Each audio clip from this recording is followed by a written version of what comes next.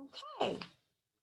Hello all and welcome to day 2 of the 2021 Georgia Accessibility Conference. This event is supported through funding from the Library Services and Technology Act, through the Institute of Museum and Library Services and Georgia Public Library Service. I'm Pat Herndon, your conference host and director of GlaSS and one of the assistant state librarians. Before we get started, I have a few things to share. One, I'm sorry for anyone who logged in at 10:30. Sorry, that was just a little bit of a schedule posting error. This session starts at 11, obviously.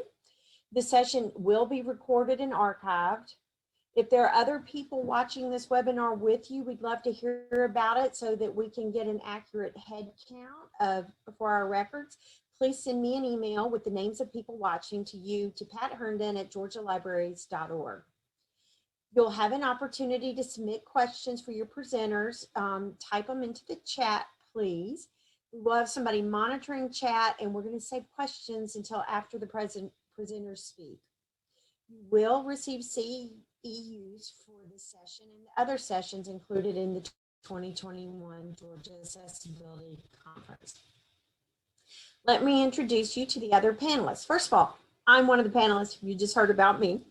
Our other panelists today are Rebecca Arian. She's the Executive Director for Georgia Radio Reading Service. Prior to this position, she worked in the nonprofit sector as a development and grant writing consultant for local nonprofits and is the Director of the development of Day One radio program. She has a master's degree in public administration from Georgia State University and undergraduate degrees from the University of Wisconsin-Madison.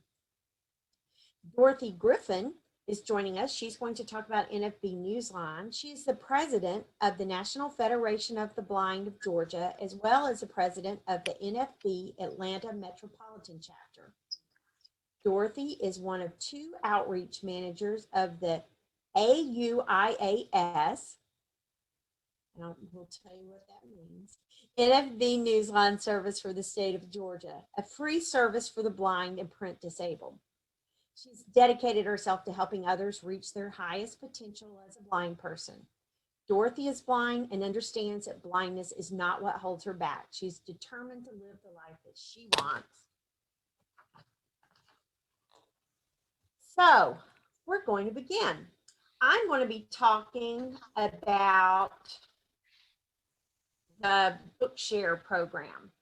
And I want to say one thing as I begin, that all of these resources are resources that if someone is deemed eligible for GlaSS services, which you heard about yesterday, somebody with a blindness, low vision, an inability to hold a book and turn a page, or a reading disability, they're eligible for GlaSS. They're eligible for Bookshare, Georgia Radio Reading Service, and NFB Newsline, and we'll each talk about that a little bit more. Can everybody see my slides? Somebody? Yes. Give me an affirmative. Okay. Okay. So what is Bookshare? Bookshare is an ebook library that makes reading easier for people with reading disabilities. People with reading disabilities can customize their reading experience and read in the ways that work for them. It is a very different product than the NLS services that GlaSS offers as its primary source of reading material. So again, we're going to talk a little bit about what is a print disability. A print disability is a physically based disability that makes it very difficult or impossible to read standard print.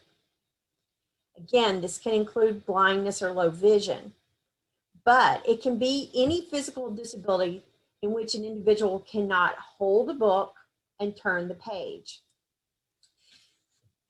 This is very important because a lot of people think of our resources as being for people who are vision impaired. And obviously that's true. That's what the program was started for. But over the years, it adapted and now encompasses people that have mobility issues. Let's imagine an older person who's developed a tremor in life. They can't hold the book still, they can't read it. So that's a reading disability. someone who has been injured and is paralyzed and doesn't have the arm strength to hold the book and turn the page. Again, that's someone who will be eligible for our services, even though their vision's intact. And we also make this service available for someone with a documented learning or reading disability. This, for our services and all the services listed, this is not for someone who was never taught to read. It is not a substitute for English language translation. Or someone trying to learn a new language. It is for someone who has a reading disability such as dyslexia. But that encompasses a lot of people. And don't just think of the elderly, do think of people of all ages. So what is in the Bookshare collection? The Bookshare collection grows by about 1,000 titles a week. So every time, they actually keep a ticker on the Bookshare website that shows how many titles they have. And I truncated the number. I think it was 965,411. But I have honestly looked on their website and within the afternoon seen that number change. So they add content. Their content includes books for school, includes books for career, reading, pleasure, as well as titles in over 34 languages. Their collection is supported with partnerships of over 820 U.S. and international publishers. Bookshare operates in the U.S. under a copyright exemption called the Chafee Amendment, which grants nonprofit organizations the ability to make books available to people with print disabilities without the publisher's permission. Bookshare works with international agencies to acquire the permissions to also add to content. And Bookshare was also, the company Benetech, which runs Bookshare, was also instrumental in helping with the international treaty called the Marrakesh Treaty, which enables content to be shared across nations. This is a wonderful thing that happened, and it's going to help all of these services that provide accessible content to have access to content produced outside of the United States. Bookshare serves students through their educational program, but once a person is no longer a student, Bookshare access typically requires an individual to pay an annual subscription. However, in Georgia, GLASS subscribes to Bookshare, much as GPLS and local libraries subscribe to online databases for patron access.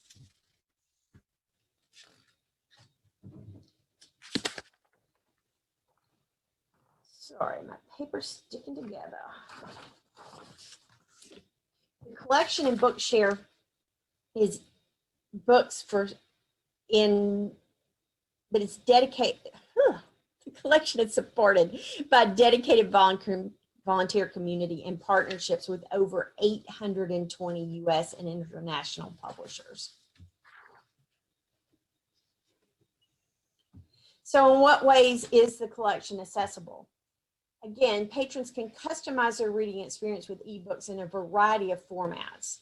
Bookshare provides audio content, audio plus highlighted text, so someone can follow along on a print image of text while words are being highlighted across the page. Digital Braille is accessible from Bookshare, as well as large font.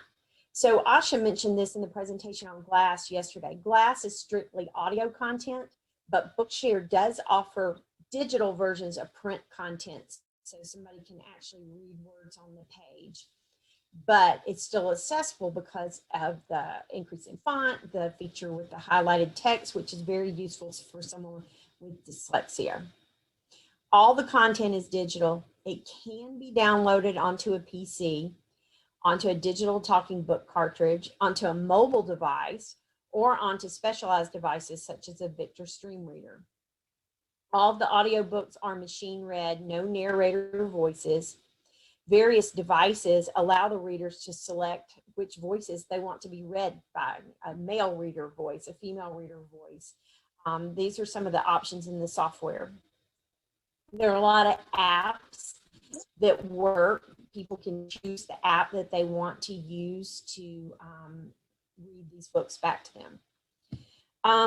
Like I said, it's very different than the content you learned about from the NLS collection. Also, like I said, over 965,000 titles as of this week.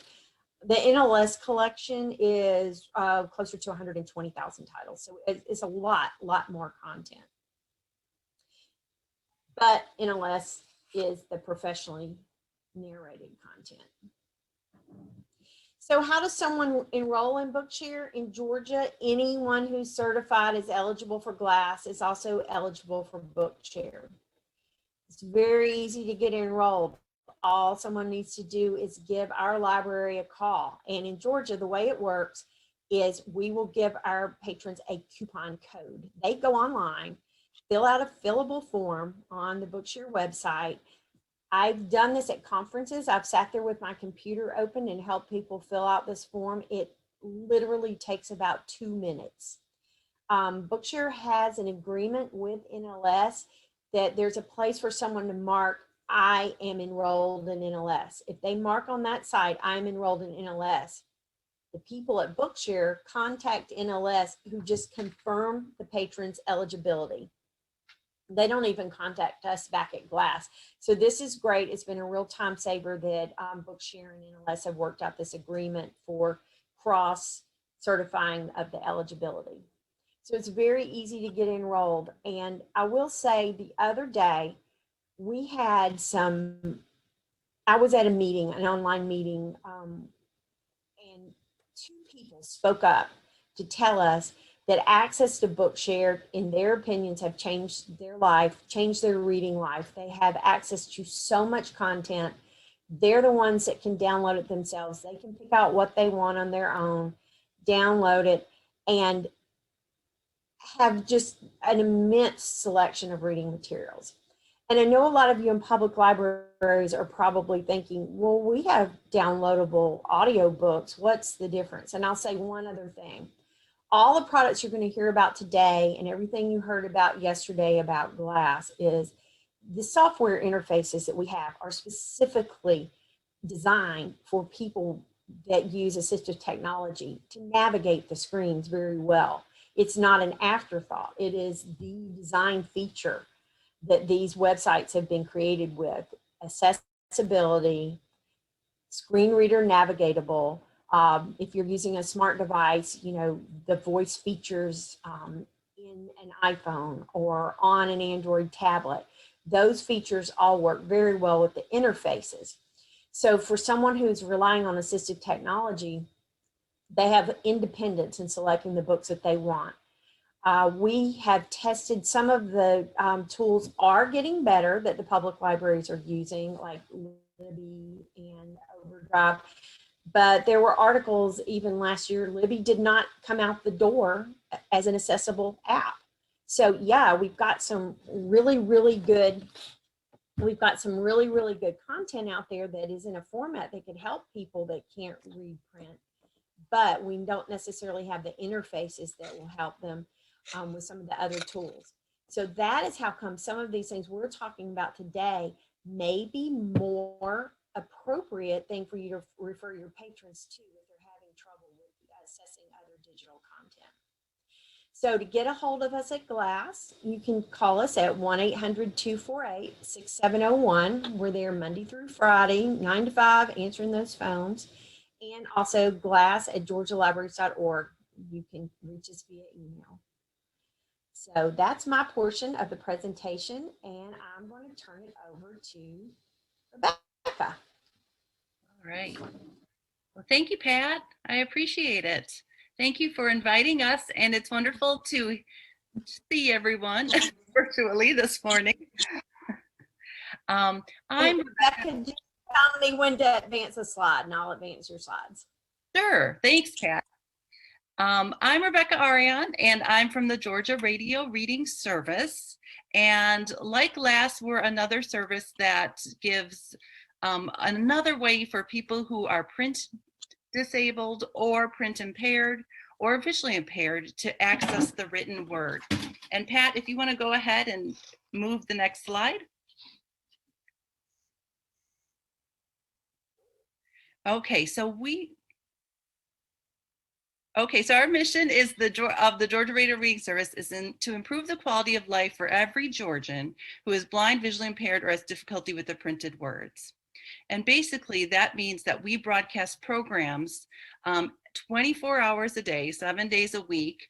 And we really specialize in local information, local newspapers, those little newspapers that you find on the bottom of your driveway that give you the local information. We also have state and national newspapers, popular books, and an array of magazines. And in addition, quality of life programming to help people really better their lives to the best that they can be. The programming is broadcast on the DPB radio system 24 hours a day, 7 days a week. Okay, next slide, Pat. So we serve anyone who's print disabled or has difficulty accessing the printed word, and we serve everyone across the state of Georgia. We have programming for children, young children, things like Lullaby Hour, all the way up to Senior Scene, which has more things like AARP and retirement information and things like that. So we have something for everyone. What we try to specialize in is making sure that people stay connected and have access to the information that they need to have quality of life. We have special information for people who are veterans, for people who are looking for employment. We have Career Corner each week, and for people who are newly blind and looking to see what type of services and what type of programs there are throughout the state of Georgia that they can connect to. Okay, Pat, next slide. Okay, so our broadcast, what we serve is newspapers and a variety of newspapers, like I've said, magazines, books, and service programs. Next slide.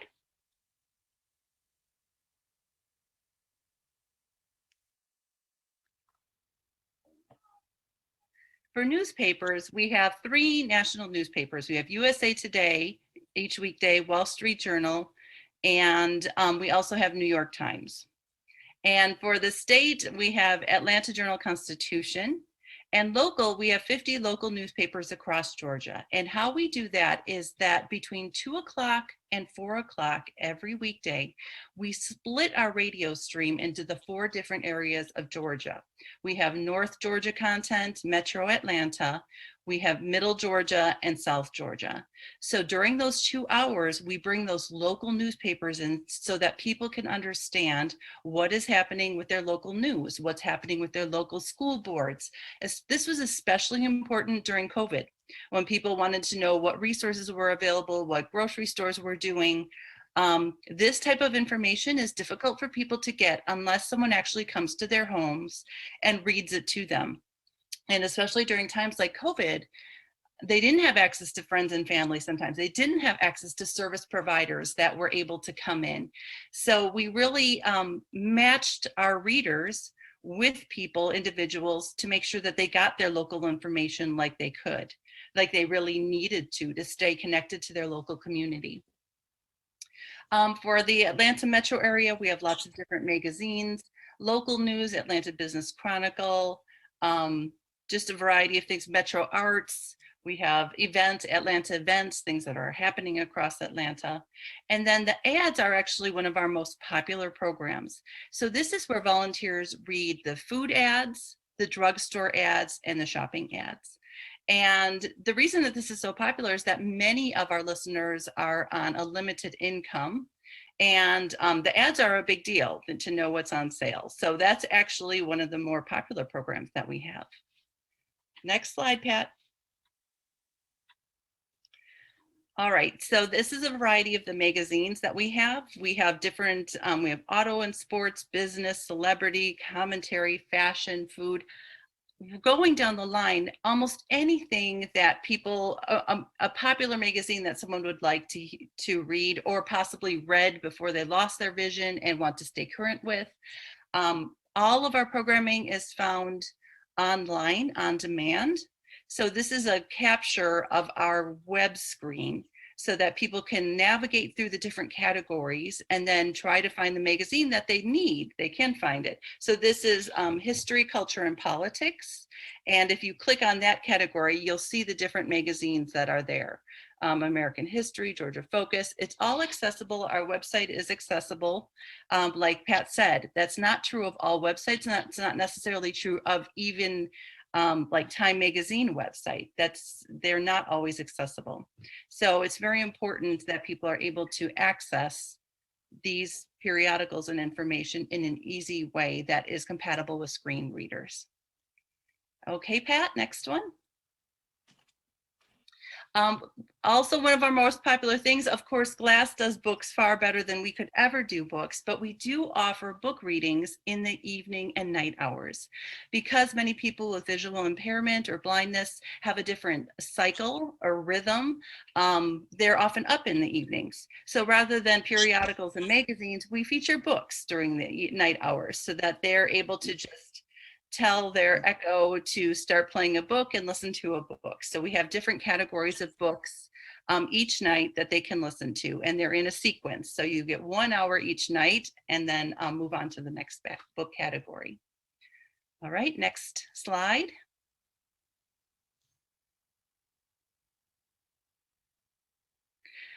What we also do, and this is something that is a little bit unique to us, is service programs.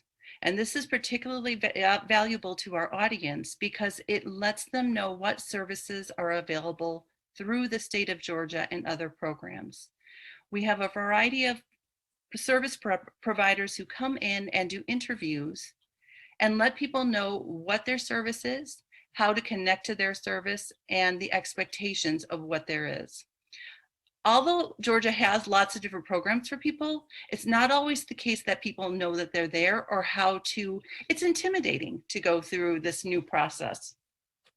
So what we do through these different service programs is bring people in and try to connect with them and walk through how to access these services and how to find people that can help them.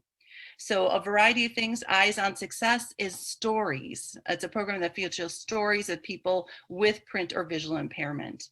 At Your Service is a program like Pat and Dorothy have both been on there. We feature different service providers and let them tell them about the service. Out and About is just a visual tour of places throughout Georgia and the nation. It's one of our volunteers who does a visual descriptive tour of some place that people might not be able to access if they're visually impaired. Capitol View tells about different things that are going on at the state level and national level in legislators for people who are disability rights, keep people informed. And then we also have things like assistive technology, transportation issues, which are huge throughout the state of Georgia. Transportation is a serious barrier to service. So we try to keep people informed about what is happening with that, voting rights, youth updates, and PSA Digest. And this is important for any of you who are in libraries. What we do is we collect information from different programs that are happening across the state. So if you have a meeting happening or your local Glass has a meeting, you would send us the information and then we broadcast it. We record it and broadcast it across the state so that people know what is happening.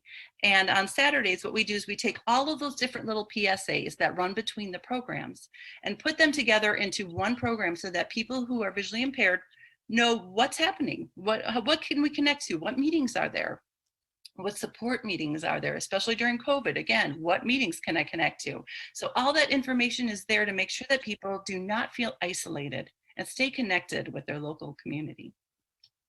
Okay, next slide, Pat.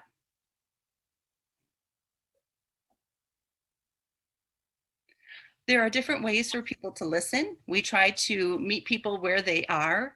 The old-fashioned way, but still preferred by some people, is a radio receiver. Now, because we read books over the air, our content is copyright protected. So we have to have some type of barrier where people need to be able to access the program. We just can't broadcast it across GPB so it's on a subsignal. So the special radio that we send is able to pick up that subsignal, and it's very easy to use. You just turn it on and off. You don't have to try to find the station or anything. So that's very good for people who are maybe don't have the internet or technology that some others do.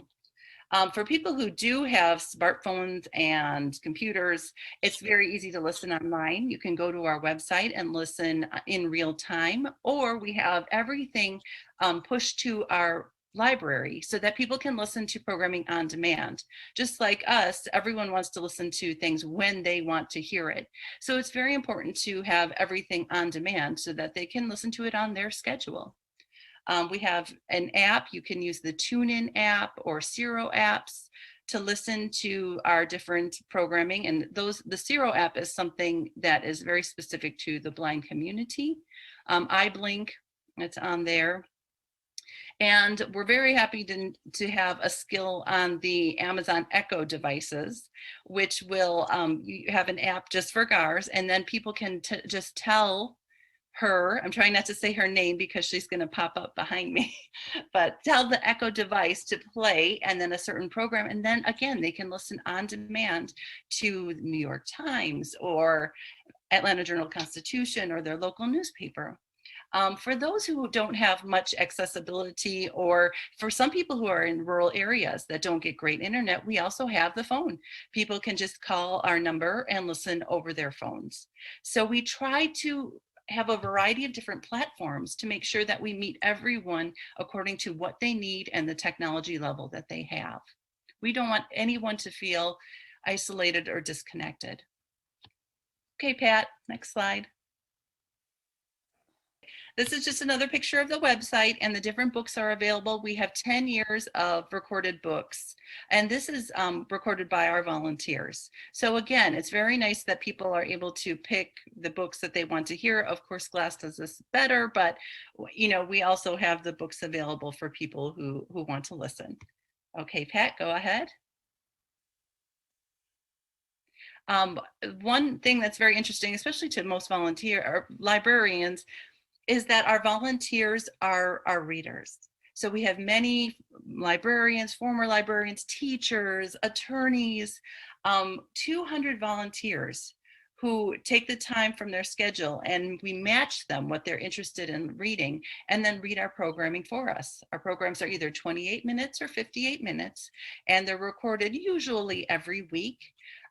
We are located in the GPB building down in Midtown Atlanta. And when COVID's not here, we're open 24 hours a day, and we have 5 recording booths for people to come in at their convenience and record for us. What is nice is we also allowed people to read from home, and now we are totally reading from home. We have about 110 volunteers who are reading from home right now. And they basically just use their simple computer and a simple headset, and again, at their convenience, which is really nice for volunteers, they're able to record their programming and send it to us.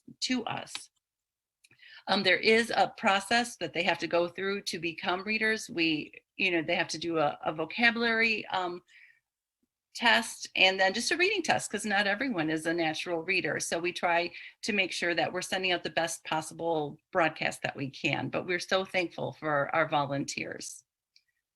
Okay, Pat? And so to sign up, it's very easy. People can go to garrs.org and there's an online sign up, or we can also email or send them paper applications. What's nice is, excuse me. What's very nice is that Glass, GaRRS, and NFB Newsline, we all share applicants. If someone can receive these services, they can receive all of our services. So we, to make it as easy as possible, usually we will send the information to one another. So if they're eligible for Glass, they're eligible for GaRRS. You can always contact me, 404-685-2822, or email me at my email address on the screen.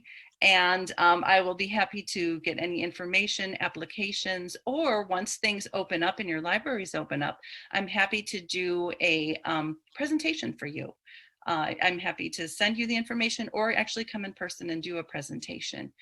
We just want to make sure that everyone has the information they need, and we know that librarians are valuable partners in making sure that local communities and individuals stay connected.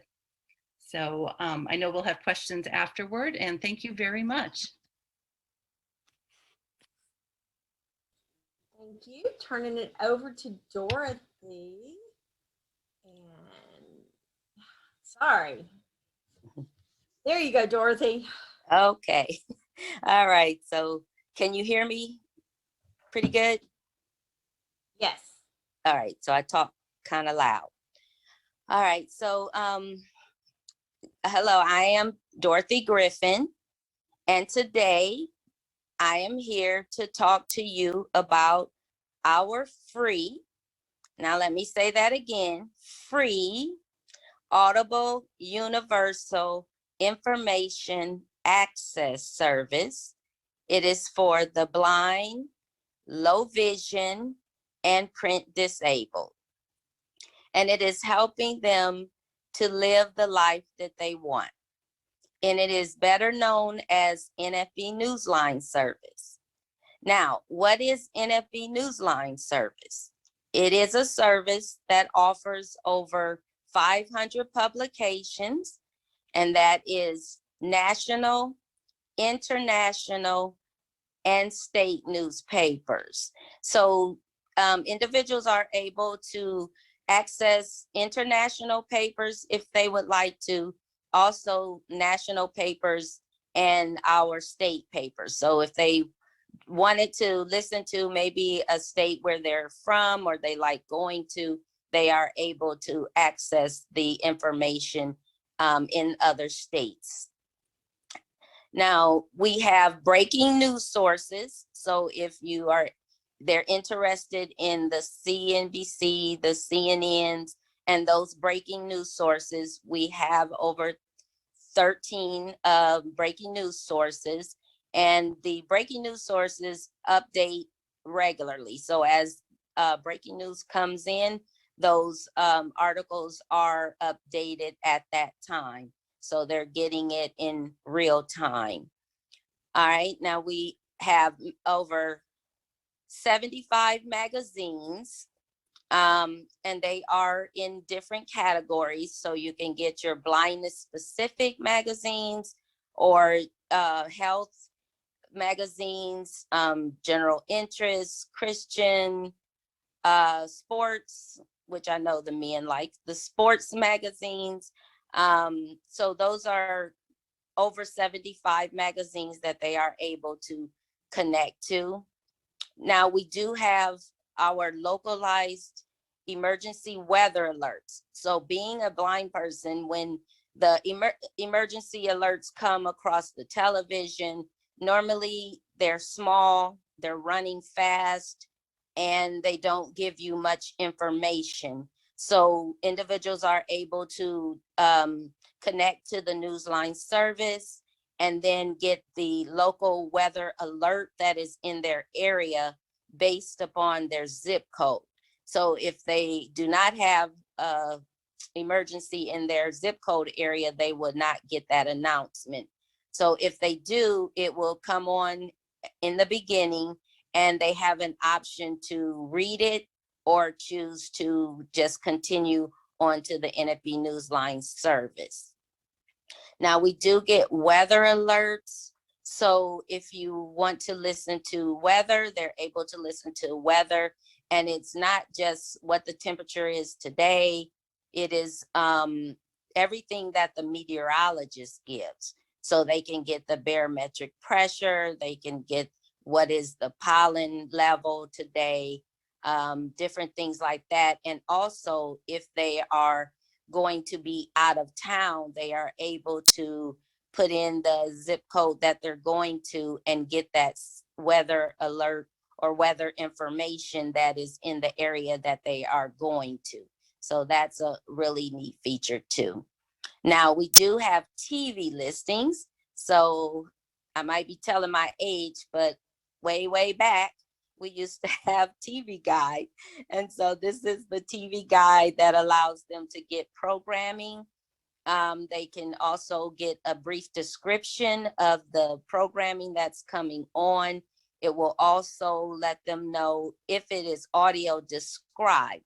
Now, it will not do the audio description for them, but it will let them know if that programming is audio described, what is the duration of the programming, and if it has a parental guidance. So I think that's pretty good too. That way they know without having to see it on the television that this programming has a parental guidance. And so they can, keep their children or grandchildren from seeing things that they don't want them to see. Now, we do have job listings. So if you are blind or low vision and you want to apply for a job, like we said, most websites are not accessible. So they're able to look on careerbuilders.com and also on the usajobs.gov, and they can create as many profiles as they would like. And they can also choose, what type of job, whether they want seasonal, part-time, full-time, and also choose how many miles do they want to travel from their home to the job, what salary they would like to be paid, and things like that. And also, once they create the profile and they can submit it, it goes out and it searches for those jobs, if there are any. It will also let you know if maybe you reached out a little bit too far on that salary, and you can go back and adjust it. And then it brings back the jobs with all the description of, what do you have to qualify and things like that. And they can email those articles to themselves, so those job listings.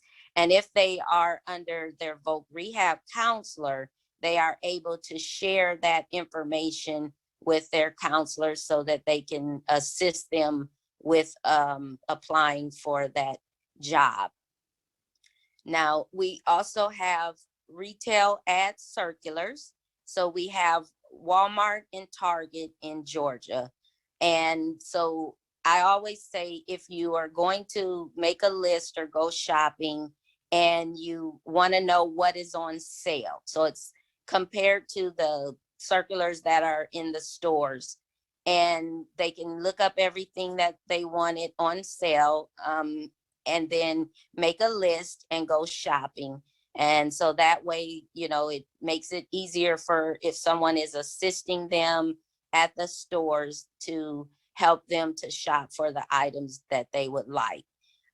It's kind of complicated when you're blind and you have to try to get assistance, or you have to get someone to take you, to the store. And a lot of times they rush you. So I think that's a good way to have half of your list done.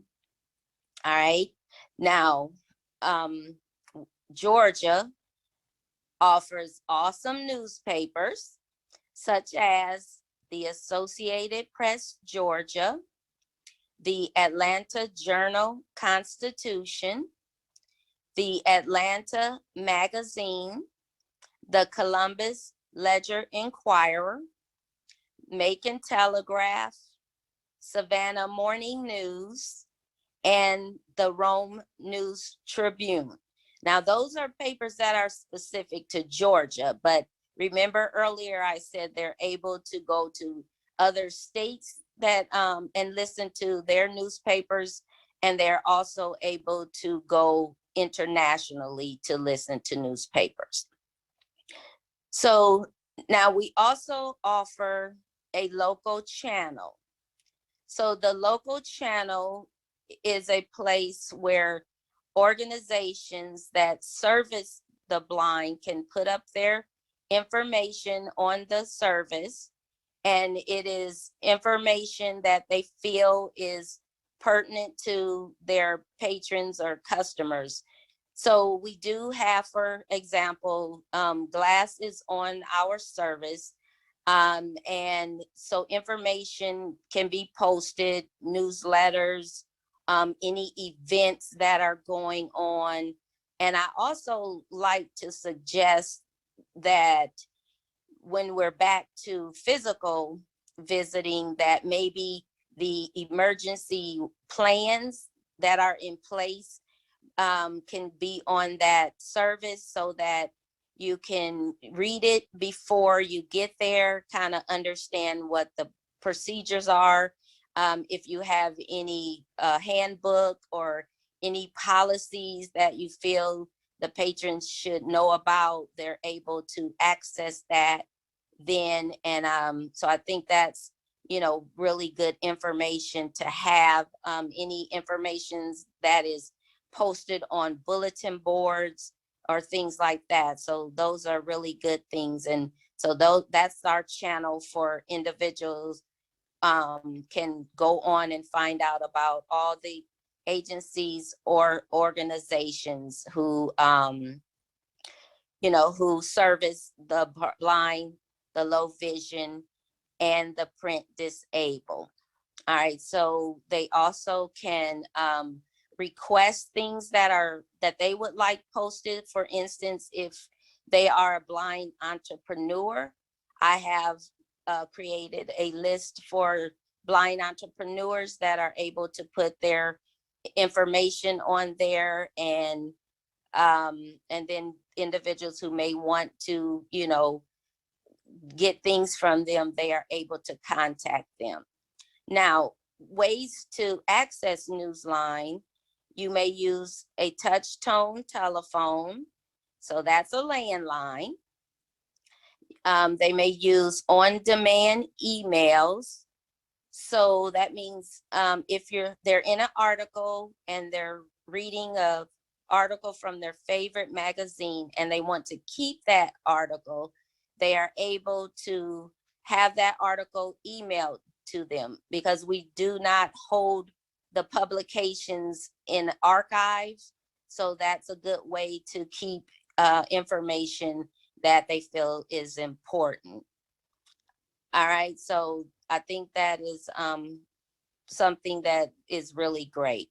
Now, we also have our NFB Newsline website, and we have portable players such as our Georgia Library Accessible Statewide Service digital player, and they are able to download content to that player.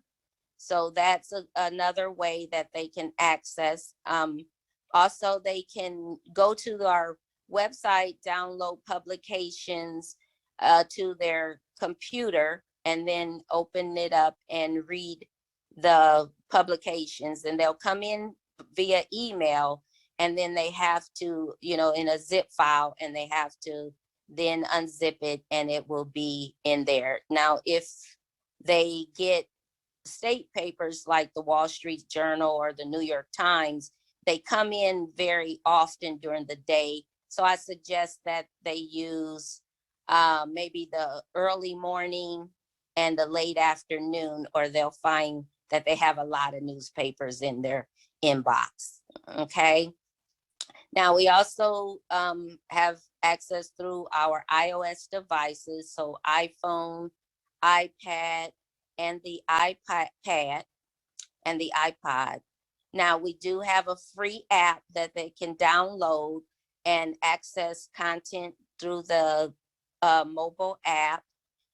And so those are most of them. Now, our newest one is also the Amazon devices, and that's a hands-free device that they can access the newspapers and magazines through there. It doesn't do everything that the phone does right now, but that is a good way to access the publications. All right, and then during COVID, because I usually travel around Georgia and talk to whoever will allow me to talk to them about the NFB Newsline service, we had to be creative. And so we've come up with our Zoom platform. So on Wednesdays, I do the presentations for individuals who are not subscribers to our service. And on Thursdays, I do different trainings on the devices. And so that's been very good and helpful to individuals. And On Fridays, we choose an article out of any of the publications, and we ask that they read it before they come, and then we have a discussion. And if someone is on our call that was unable to read it, then we will play it, and then we have a discussion. And so that is basically the NFB Newsline service. And thank you for having me here today to give you that information. Thank you very much, Dorothy. And I am going to open this up to questions. If anybody has any questions for us, please let us know. Please put them in the chat box and we'll be monitoring that.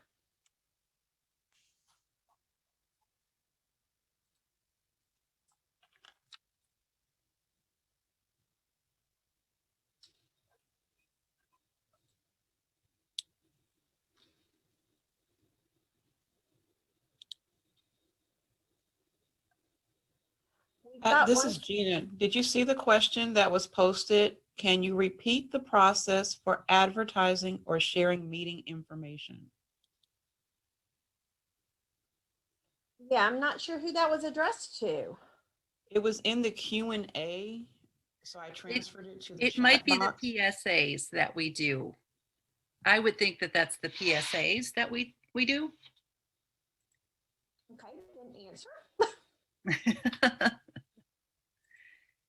So to get your information about local meetings on GaRRS, what you would do is just email us your information, and we can either put together the PSA, which usually are about a minute in length, which is the basics. Where is it going to be? What is the time? And who is a contact person?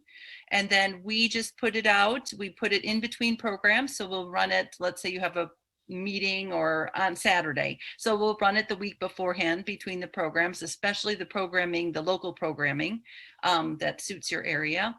And then it'll also be featured in the PSA Digest. So you can always email it to me at RARAYAN@GARRS.org.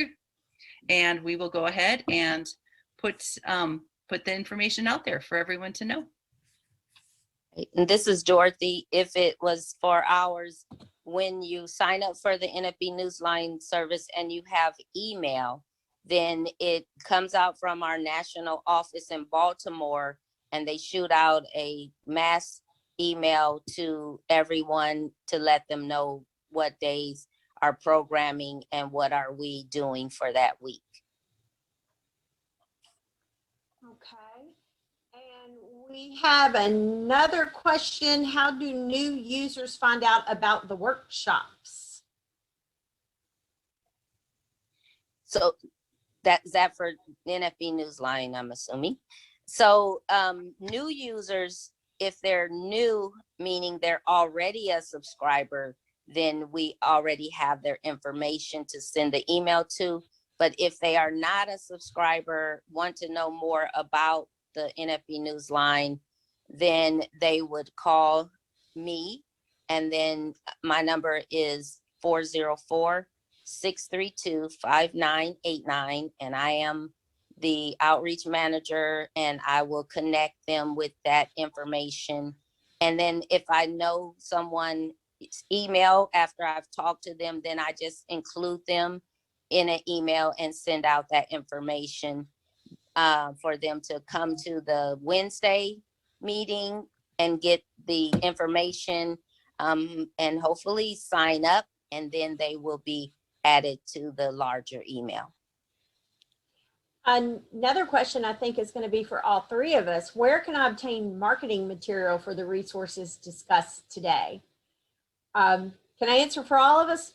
Contact us via email. And we can share what we've got. Rebecca, Dorothy, got anything to add to that one? I can put my email address in the chat box, so it's easier for everyone to get.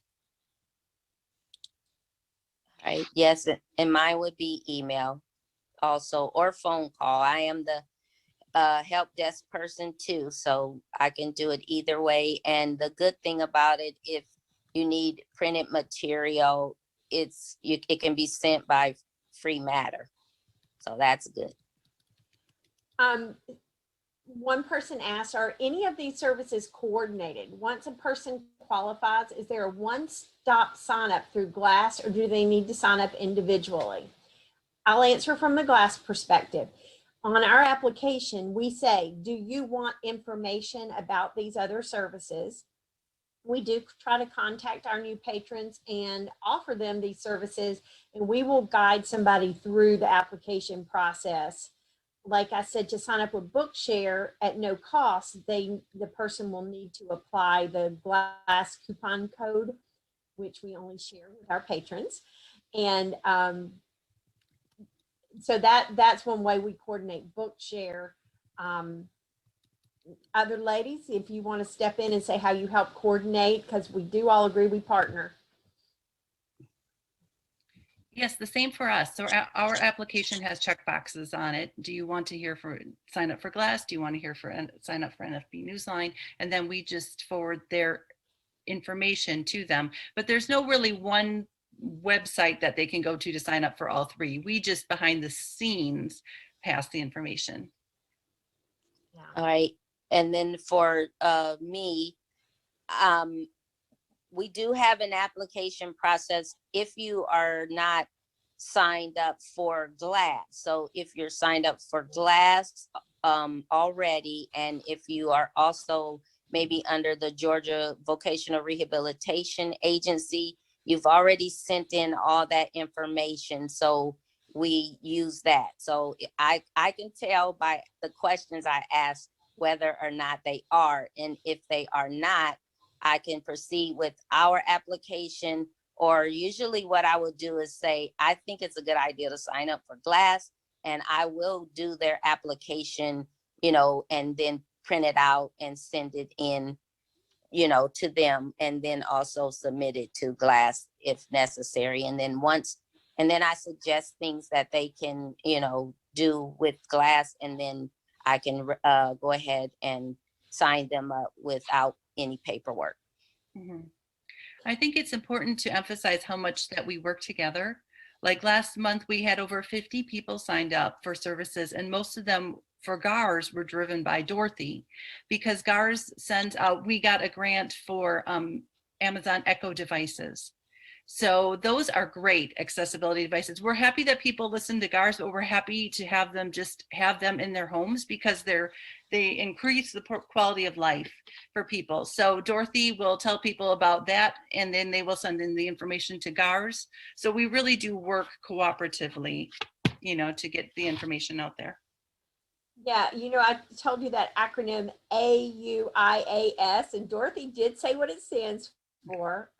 Let me see if I can say it again. Audible Universal Information Access Service. Yes, exactly. Oh, I got it. The three of us are part of an advisory committee that meets once a quarter. So we're all usually in old days sitting in the same room at least 4 times a year. Now we're sitting on conference calls 4 times a year. But we do try to keep our services coordinated. And as Dorothy mentioned a lot, we also see representatives from Georgia Department of Vocational Rehabilitation, because they're often doing intake of people that are maybe newly blind and are adjusting to their circumstances. And they too see our resources as something that can help people adjust better. Just as we hope you're going to encounter people in your communities, in your public libraries, that if they knew about these resources, their quality of life could improve greatly. Again, like Rebecca said, having that newspaper that they used to pick up at the end of their driveway read aloud to them is a wonderful service. And like Dorothy said, being able to get the TV guide or a local weather alert when that TV is going beep, beep, beep, beep, and a sighted person is reading it, a person that can't see the screen on the television is wondering what the heck is going on, so they could pick up their phone and dial into Newsline and find out. So it's lots of great resources.